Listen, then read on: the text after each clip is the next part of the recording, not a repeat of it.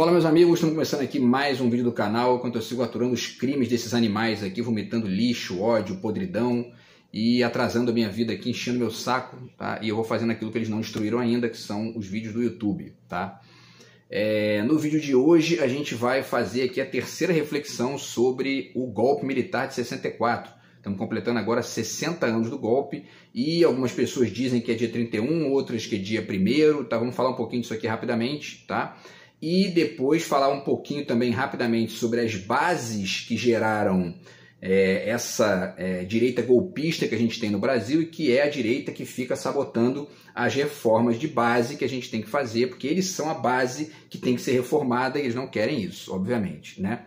Enfim, vamos falar um pouquinho também rapidamente sobre isso e finalizar fazendo a grande reflexão aqui desse vídeo, que é a participação dos Estados Unidos no golpe, tá? Fazendo aqui alguns apontamentos que eu tirei do documentário O Dia que Durou 21 Anos, tá? Do Camilo Tavares, está no YouTube gratuito, vou deixar o link para vocês aí também. A gente vai falar um pouquinho sobre tudo isso aí no vídeo de hoje, tá, pessoal? Antes, deixo para vocês aqui mais uma vez a dica do meu novo livro de poemas, está aqui do outro lado de cá. Quem quiser entrar em contato aí, tá? O zap está na descrição do vídeo, conseguir furar essa nojeira que eu sigo vivendo aqui, a gente tenta conversar a respeito aí, tá?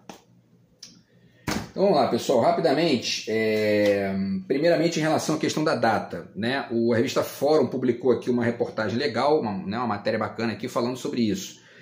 Eles dizem o seguinte na manchete: golpe em 31 de março de 64, a primeira mentira dos militares na ditadura, tá? João Goulart ainda estava no poder na data celebrada até hoje pelos militares para evitar que o golpe virasse chacota histórica, porque o dia 1º de abril, que é hoje, né, o dia da mentira, então ia pegar mal ali para os militares que o golpe, né, aconteceu no dia da mentira. Agora, de certa forma e de uma certa grande forma, né, veio a calhar isso aí, né, porque a direita brasileira é essa farsa mesmo. Então, quer dizer, o golpe ter acontecido no dia 1º de abril tem tudo a ver, assim, né? É uma espécie de ironia do destino para poder mostrar o quanto que, né, essa parcela, né, do Brasil aí é esse atraso, é essa mentira mesmo, essa farsa, tá? Que acabou gerando a ditadura, acabou gerando, né, enfim, tudo que a gente tem aí de problema na política até hoje deriva dessa gente e dos herdeiros dessa gente, tá? Vídeo Bolsonaro, Paulo Guedes, etc e tal, beleza? E aí eles finalizam aqui, tem dois trechinhos rápidos aqui. Um comentário do historiador Carlito Neto, ele diz o seguinte: o golpe foi consumado realmente nos dias 1º e 2 de abril, mas oficialmente os militares reconhecem como sendo dia 31 de março para evitar trocadilho com o dia da mentira, tá? Eles fogem dessa data por causa disso, tá? É o que ele diz. E aí a revista Fórum esclarece aqui um detalhe fundamental. Eles dizem o seguinte: até mesmo na documentação histórica da Câmara dos Deputados, onde foi concretizada a vacância da presidência, mesmo com Goulart ainda no Rio Grande do Sul, que é outro dos absurdos aí desse golpe, né? A data registrada do golpe, lá na documentação histórica da Câmara dos Deputados, se refere ao dia da mentira, o dia 1º de abril, tá? Então, segundo a documentação histórica, a deposição do presidente João Goulart pelos militares aconteceu em 1º de abril de 1964, tá, pessoal? E aí, apenas um comentário rapidinho aqui da ex-presidente Dilma, tá? Ela publicou aqui no Twitter, né, o seguinte: manter a memória e a verdade histórica sobre o golpe militar que ocorreu no Brasil há 60 anos, em 31 de março de 64, é crucial para assegurar que essa tragédia não se repita, como quase ocorreu recentemente em 8 de janeiro de 2023, tá? Ela fala do 31 de março, mas enfim, a gente considera esses 2 dias aí e, enfim, debater, refletir, como eu falei aqui nos 2 últimos vídeos, e a gente produzir aqui o tempo todo reflexão, todo ano, né, reflexão sobre isso, para que isso vá aos pouquinhos se transformando em algo que faça parte da autocrítica do país, né? E não se mantenha um risco diário, sistemático, né? Todo dia, aqui, todo ano, a gente corre risco de ter golpe aqui, porque a direita brasileira é isso, tá? Enfim, pessoal, falando rapidamente sobre as bases, tá? Para a gente passar para o segundo tema aqui rapidamente, depois chegar na participação dos Estados Unidos, tá? Falei aqui, né, nos vídeos, no último vídeo, na verdade, falei sobre essa coisa da reforma de base, né, das reformas de base que o Jango queria fazer, que eram basicamente 2, ou seja, a reforma da remessa de lucros, né, para o exterior, que tinha que ser ali diminuída, porque as empresas dos Estados Unidos estavam aqui ganhando muito dinheiro e mandando quase tudo para fora. Quer dizer, isso eles jamais deixariam alguém fazer isso lá, né? Mas eles gostam de fazer isso no paísinho dos outros e eles ficam lá, né, ganhando muito dinheiro com isso. Tem o maior estado do mundo, o maior orçamento do mundo e podem se desenvolver, né, da maneira que querem, em detrimento do desenvolvimento dos outros. Quem é que sustenta aqui a dificuldade, talvez aí a impossibilidade de fazer essas reformas de base? Para modificar, então, a remessa de lucros, ou seja, hoje, na verdade, isso aí é que está configurado no mercado financeiro, nesse protagonismo do mercado financeiro aí no jogo social, e a reforma agrária, que os Estados Unidos fizeram lá na década de 1860, vou fazer um vídeo aqui só sobre isso também, de repente aí o próximo, daqui a 2, 3 vídeos, tá? E que a Europa também toda já fez, né, resolveu esse problema e a gente não consegue fazer aqui, por quê? Porque quando a gente tenta fazer é taxado de comunista, é taxado de, né, enfim, de ditador, etc. e tal. O MST é toda hora atacado aí por uma direita estúpida que não estuda história, que não entende, fica reproduzindo, inclusive, os Estados Unidos como referência de algo que eles já fizeram, a gente não consegue fazer aqui por culpa dessa mesma direita, tá? Então, de onde vem isso aí? Né? Vem daquela base que eu tenho ponderado aqui com vocês, que eu pretendo um dia desenvolver isso em livro, se eu conseguir me livrar desse lixo aqui que eu estou vivendo, que é o neomazombismo, né? Que aos pouquinhos foi migrando para isso que hoje é a direita brasileira, tá? Quer dizer, esse comportamento antinacional, pró-Estados Unidos, por quê? Já falei aqui também, né? Esse apego meio que masoquista e ao mesmo tempo inútil, né? Do ponto de vista da percepção mais ampla de país aos Estados Unidos, ele está decalcado numa lacuna que é a impossibilidade da direita brasileira e até parte da esquerda também de perceber o quanto nós somos herdeiros de Portugal, né? No bom e no mau sentido, e a gente tem que tentar o tempo todo ir migrando para o melhor sentido possível disso aí. Então a gente fica o tempo todo aqui refém dessa desidentificação e dessa relação que não se sustenta, que não tem nenhum tipo de retorno, porque os Estados Unidos não se identificam, eles não dão esse retorno para a gente, eles não reconhecem na gente o que a direita brasileira acha que é, né? Então, enfim, e aí isso vai gerando isso aí, a causa disso está lá no neomazombismozinho, né? Quer dizer, no mazombismo, que hoje é um neomazombismo, que é o complexo de Poodle, essa coisa toda que eu tenho ponderado aqui com vocês. E aí, para finalizar esse ponto aqui das bases do problema, né? Quando a gente vê essas datas importantes do Brasil, quer dizer, a independência em 1822, que foi um falsete, né? Tinha ali muito mais pretensões de monarquia do que de uma república, né, e tal. E aí depois a própria república em 1889 também foi, de certa forma, uma coisa muito conectada com os militares, né? Enfim, tá? Tinha muito mais ali gente milíaco envolvido para poder ficar no poder do que instaurar uma república de fato, que é algo que está desconectado do exército, que o exército fica como secundário, né? E aí depois em 1961 teve aquela tentativa de golpe lá com a modificação que o Jânio Quadros saiu para poder o João Goulart entrar, quer dizer, mais um golpe. E antes mesmo, né, não vou citar nem os golpes anteriores ali, da época do Getúlio, e antes mesmo disso, 64, outro golpe, né, mais um golpe da direita, todos golpes de direita, tá? Em 2016, o golpe contra Dilma, mais um golpe de direita, Juiz Moro, Dallagnol, e depois Bolsonaro, etc. e tal. E em 2022, mais uma tentativa de golpe, Bolsonaro, que aí os bolsominions destruíram o Congresso Nacional em 2023, em 8 de janeiro. Quer dizer, tudo isso aí é a base que precisa ser reformada, né? E que não é reformada, por quê? Porque essa mesma direita é dona dos meios de comunicação, é dona de uma parte gigantesca do Congresso e sustenta essa lógica aí que acaba impedindo o país de caminhar, tá? Então, enfim, a causa está muito aí, né? E aí deixo aqui só 2 dicas rápidas. O Povo Brasileiro do Darcy Ribeiro, ainda em relação a essa questão das bases aí do mazombismo, etc e tal, tá? Esse livro aqui também, do Laurentino Gomes, 1822, que esse eu não li ainda, mas, né, dei uma pincelada aqui para poder ver uns detalhes. E esse aqui também, né, os 2 livros do Gessé Souza, Como o Racismo Criou o Brasil, tá? Que também, explica bastante aí do que é essa direita golpista de hoje, do que é esse fetiche com os militares, né, e etc e tal, tá? E a Elite do Atraso também é outro trabalho importante dele aí, tá? Dentre outros. E aí, pessoal, vamos partir então para o papel dos Estados Unidos no golpe, tá? A participação dos Estados Unidos no golpe. O Darcy Ribeiro aqui, nesse livro aqui, que eu já citei várias vezes, que é um livro muito legal, que tem várias crônicas bacanas do Darcy, numa delas aqui, que é a primeira, né? Ele faz um comentário aqui que explica bem isso aí, tá?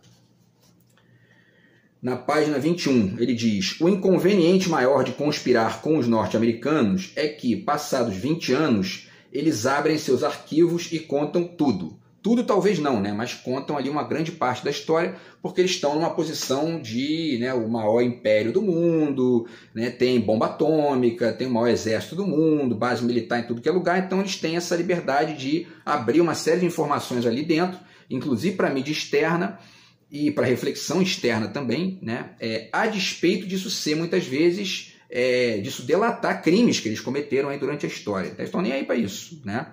Mas o fato é que isso aqui é interessante, que a gente pode pegar para usar como contraponto a esses argumentos patéticos da direita brasileira, e o Darcy faz esse comentário aqui. Ele diz então: o inconveniente maior de conspirar com os norte-americanos é que, passados 20 anos, eles abrem seus arquivos e contam tudo. Assim sucedeu com a documentação referente à intervenção do governo de Lyndon Johnson, tá, que estava governando em 64, depois do assassinato do John Kennedy, que na verdade foi o primeiro a articular, né, a questão golpista aqui, vocês vão ver isso, tá? Uma vez divulgada, o Darcy continua, uma vez divulgada, ela permitiu ver como o golpe foi urdido na embaixada norte-americana, orientada para isto desde Washington e desencadeada com forte contingente armado postado no porto de Vitória, com instruções de marchar sobre Belo Horizonte, tá?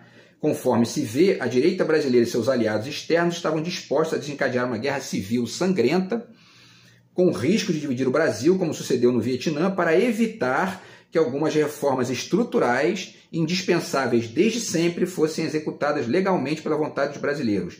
João Goulart é que, negando-se a dar uma ordem que importasse derramamento de sangue, impediu essa guerra civil que teria custado a vida de milhões de brasileiros e provavelmente dividido o Brasil em dois. Talvez não chegasse a milhões, mas com certeza milhares de mortos aconteceriam, né? E o João Goulart tem esse mérito histórico aí de ter impedido isso, tá? Ainda que ele tenha que, enfim, né, ter saído daqui do país justamente para poder evitar isso aí, tá?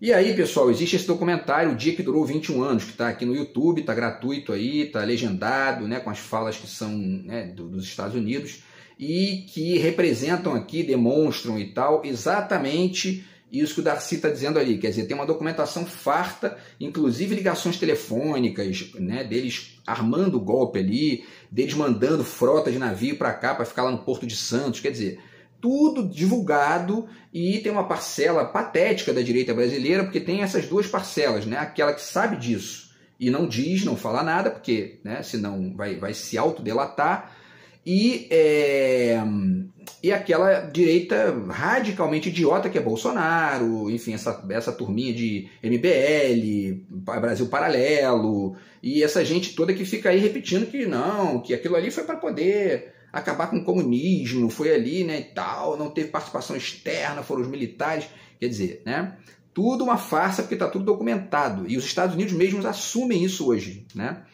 Então o filme começa citando Cuba e o risco de que a gente virasse comunista, né? Que a Revolução Cubana aconteceu em 59, e aí os Estados Unidos começaram a ficar com medo de aspas, perder o Brasil como se fosse deles, né?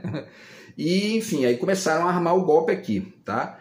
Eles citam também o acordo feito em 61 para limitar os poderes do presidente, para que o João Goulart pudesse voltar para o Brasil da China, tá? Porque o Jânio renunciou, e aí o João Goulart estava na China e teve um acordo para quê? Porque se não fizesse esse acordo, e qual era o acordo? Para limitar os poderes dele, para que o parlamento, que é, grosso modo, de direitas, como o Darcy já ponderou ali, latifundiários, né? Enfim, grandes empresários que estão interessados em grana para si mesmos, estão cagando para o país, estão cagando e andando, né, para o país, tá? E aí vão borrando tudo, né, sabe?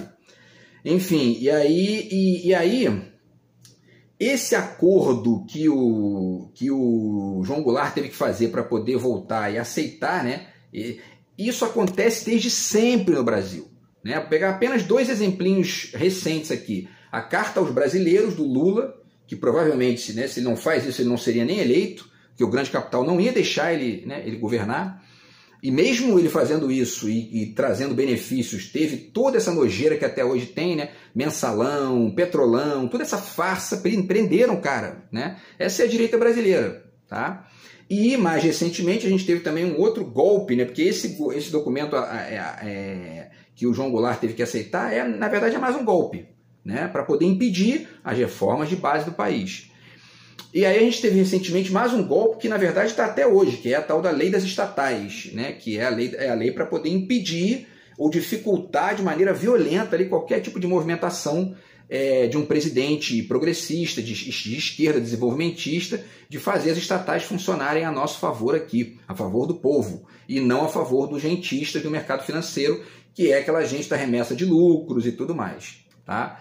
Então, quer dizer, essa tal lei das estatais, que, dentre outras coisas, impede ou fica ali, né, fica controlando indicações políticas, como se toda indicação não fosse política, né? Isso foi criado pelo Temer e mantido pelo Bolsonaro. Eles vão ali travando qualquer possibilidade do país caminhar de maneira mais ampla, fora desse sequestro do orçamento ali, da própria governabilidade por essa gente aí do mercado financeiro, tá? Bom, aí o Lincoln Gordon era o embaixador dos Estados Unidos no Brasil e o documentário diz o seguinte aqui, tá? Quem fala isso é o James Green, historiador dos Estados Unidos, tá? Olha só a fala dele. O Lincoln Gordon foi enviado ao Brasil porque falava português e o seu objetivo era promover uma campanha para evitar um governo de esquerda no Brasil. Gordon chegou quando Jânio ainda estava no poder e sua missão era fazer todo o possível para bloquear as ações do governo João Goulart. E aí tem um documento que eles mostram do Lincoln Gordon, que é uma carta dele para o Kennedy de 3 de abril de 62, na qual ele diz o seguinte, ó: minha conclusão é que as recentes ações de Goulart e Brizola pela reforma agrária levarão o Brasil a um governo comunista similar ao de Fidel Castro em Cuba. Quer dizer, uma mesma reforma agrária que os Estados Unidos fizeram assim, né, 100 anos antes, tá? O relator do projeto da reforma agrária do Goulart foi o deputado Plínio de Arruda Sampaio, que depois veio a ser, inclusive, candidato à presidência recentemente pelo PSOL, já faleceu, né? E, enfim, e aí eles mostram um telefonema do Gordon para o Kennedy, o Gordon chamando o Goulart de ditador populista, porque essa palavrinha populista, ela também é uma palavrinha que é marota, né? Quando o governante de esquerda tem interesse em melhorar a vida da população, enfim, fazer essas reformas de base que a gente tem que fazer e governar para o interesse nacional, ele é taxado pelo governo dos Estados Unidos e pela mídia que reproduz isso aqui como populista, né? E essa palavra já tem uma conotação negativa, quando na verdade o único tipo de populista que existe no Brasil é um tipo como Bolsonaro, né? Que fica ali, enfim, né, criando discussões vazias para poder ocupar a cabeça do povo com bosta, enquanto que o que realmente interessa não é discutido e fica, na verdade, ali nas mãos do grande poder econômico, tá? E aí, bom, eles taxam também a reforma agrária de extrema esquerda. Os Estados Unidos fizeram a reforma agrária, então eles são extrema esquerda também. A Europa também é. Tudo isso é um jogo de linguagem que vai ali sendo reproduzido, tá, sistematicamente. E aí eles criaram também um movimento na época que era a Aliança para o Progresso, que era uma espécie de ALCA da época, né? Quer dizer, uma lógica ali para poder continuar monitorando os interesses aqui deles na América Latina e impedir que os países evoluam para uma lógica mais independente, né? E tudo mais, né? E aí eles dizem que também os documentos recentemente liberados não deixam dúvida. Isso aqui é um outro historiador que é também entrevistado, tá?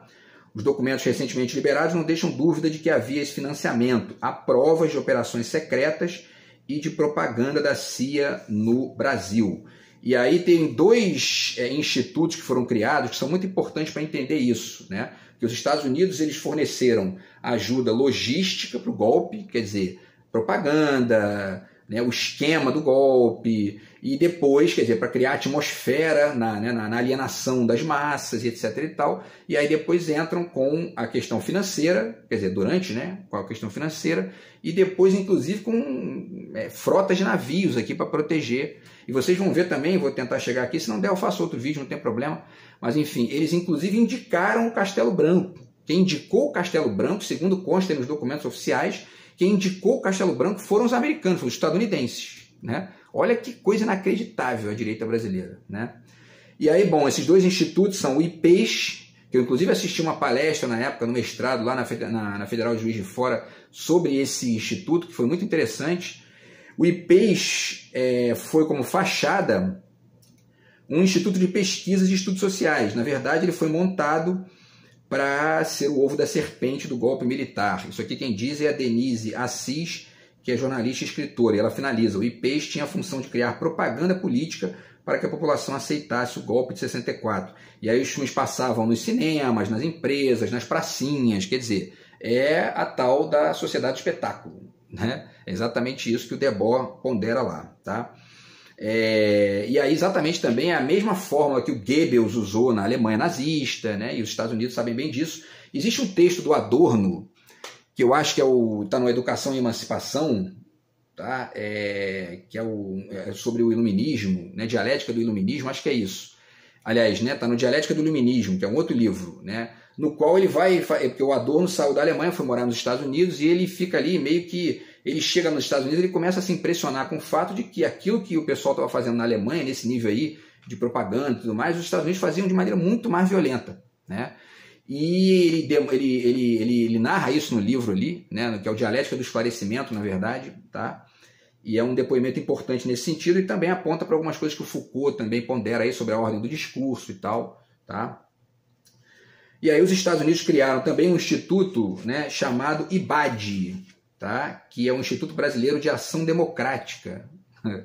E esse instituto passou a financiar políticos de direita no Congresso de maneira criminosa, né? E acabou em CPI, tá? E olha só, era também para poder dar uma cobertura para o golpe, né? Então olha só como é que é o negócio, né? Propaganda ideológica no cinema, nas pracinhas, comprando deputados, impedindo o presidente de agir, e cooptando militares golpistas, e dando dinheiro. É um negócio assim, né? Inacreditável, né? E aí, depoimento aqui também do pesquisador, né? O IBAD tinha corrompido nada menos que 250 candidatos a deputado federal, 8 governadores e 600 candidatos a deputado estadual, tudo com dinheiro de empresas lá de fora, né? Então estavam comprando deputados do Brasil, todos de direita, evidentemente, né? Para poder, enfim, articular a atmosfera do golpe aqui, certo? É importante a gente entender todos esses detalhes, esse desenho da coisa, para a gente entender que, na verdade, o golpe de 2016 contra Dilma, essa tentativa de golpe do Bolsonaro, eles são basicamente a mesma coisa. É propaganda. As fake news do Bolsonaro hoje eram as fake news do IPES naquela época, né? Não tem diferença nenhuma, sabe? A diferença é apenas de meio técnico, né? Mas do ponto de vista ali da motivação e do emissor, é a mesmíssima lógica de atraso do país, da direita brasileira e tudo mais, tá? E aí, enfim, já falei do IBAD aqui. Então os Estados Unidos deu dinheiro para desestabilizar o Goulart, né? E aí tem um diálogo entre o Kennedy e o Gordon, aqui também vale a pena citar, que ele diz, né? O Kennedy diz para ele: qual será a nossa atitude contra o Goulart? E aí o Lincoln Gordon diz: o fundamental é organizar as forças políticas e militares para reduzir o seu poder e, num caso extremo, afastá-lo, né?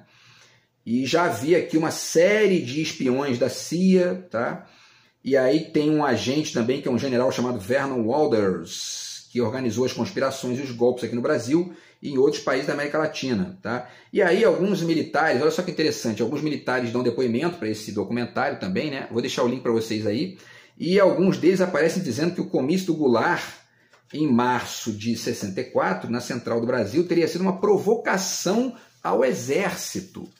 Quer dizer, então vocês percebem como são os militares no Brasil? Eles entendem assim, eles se entendem algo que é diferente do governo, né? Eles se entendem como uma instância diferente do governo. E é isso que gera golpe o tempo todo. Isso está na verborragia deles aqui, né? Você percebe, inclusive, tem uma fala do Newton Campos, eu acho, eu até notei, que é Newton Cruz, na verdade, desculpa, Newton Cruz, que ele... as feições dele são feições aquela feição de que está ali com nojo do que o Goulart estava fazendo, como se fosse uma afronta a ele, como militar. É um negócio inacreditável, assim. Essa gente, eles não têm nenhuma conexão com o país, nenhuma, né? Bom, e aí no dia 14 tem um documento também, no dia 14 de 64, de março, né, de 64, que diz, isso documento dos Estados Unidos, eles dizem, as reformas de base do Goulart vão contra os interesses econômicos dos Estados Unidos. Né?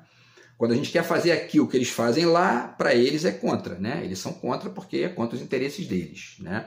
E o general Newton Cruz dá um depoimento dizendo que o presidente Goulart estava participando da anarquia. Anarquia. O presidente estava participando da anarquia. Quer dizer, né? É uma prepotência e uma coisa patética ao mesmo tempo.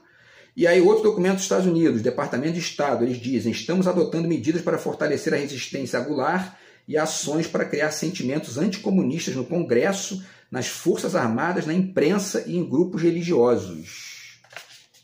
Né? Isso é o Brasil. Tá?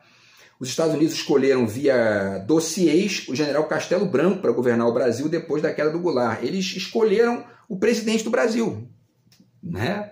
É um negócio assim, para se ver como a direita brasileira é subserviente, né? É facilmente manipulável. Eu falei, né, alguns vídeos aqui dos documentos do Serra, né, dizendo que não, eu entrego para vocês aí, tá tranquilo. Quer dizer, né, é um negócio patético. E essa gente está posando aí, né, nos últimos anos de patriota. Eles estão querendo, na verdade, né, enfim, eles estão ali ó, tentando salvar essa conexão que já está morta. Né? Enfim, e aí os Estados Unidos mandaram para cá várias forças militares para apoiar o golpe.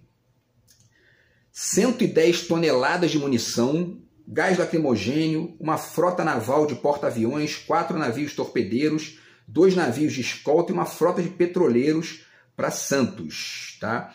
E aí o presidente dos Estados Unidos, Lyndon Johnson, que o Kennedy já tinha sido assassinado, disse que se o golpe não desse certo, que ele ia dar ordens para uma invasão do Brasil do efetivo das frotas que estavam em Santos. Né? E aí não precisa, quer dizer, eles invadiu o Brasil.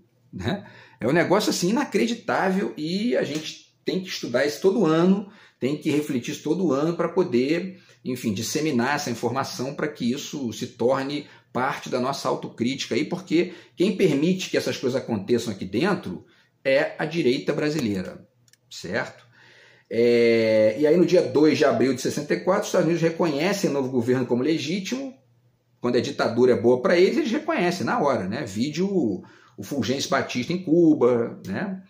E aí eles tinham um plano de contingência para o Brasil, e a contingência significa qualquer tentativa de mudar através da violência ou por outros meios o governo do Brasil. Isso está aí, tá documentadinho, tá?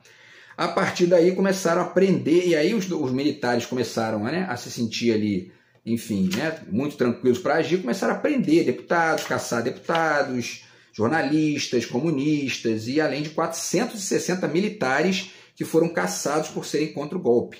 Eles caçaram, inclusive, militares. Né? Quem fosse contra ali, os crimes, eles caçavam. Tá? E aí depois teve, né, toda aquela coisa do AI-1, AI-2 e tal, até o AI-5, tá? E, enfim, a Câmara de Comércio dos Estados Unidos aqui no Brasil apoiou totalmente o AI-5, que, segundo ele, serviria para garantir a estabilidade econômica do país, né? E investimentos estrangeiros das multinacionais que apoiaram também repressão, tortura e tudo mais, tá? Então, aí depois teve o SNI também que surgiu, os núcleos de espionagem, DOI-COID e tal, o documentário fala sobre isso também. E, enfim, a gente lembra aí que o Bolsonaro homenageou o Ustra, né, que é esse torturador da ditadura, que é isso aí o que a gente está vivendo nos últimos anos. Né? E como isso está colocando, né, a cabecinha para fora do buraco, via Bolsonaro e sua estupidez, sua imbecilidade e tudo mais, a gente tem que aproveitar isso aí para poder refletir e não ficar deixando isso de lado, como o Lula tem ponderado aí. Eu até compreendo isso, a gente compreende isso, mas é preciso discutir isso, senão eles vão voltar, entendeu? E tudo isso foi feito em nome da defesa da democracia. O filme termina assim, né, com uma figura ali falando isso. Tudo isso foi feito em nome da democracia, ponto. E a última frase é supostamente. Né?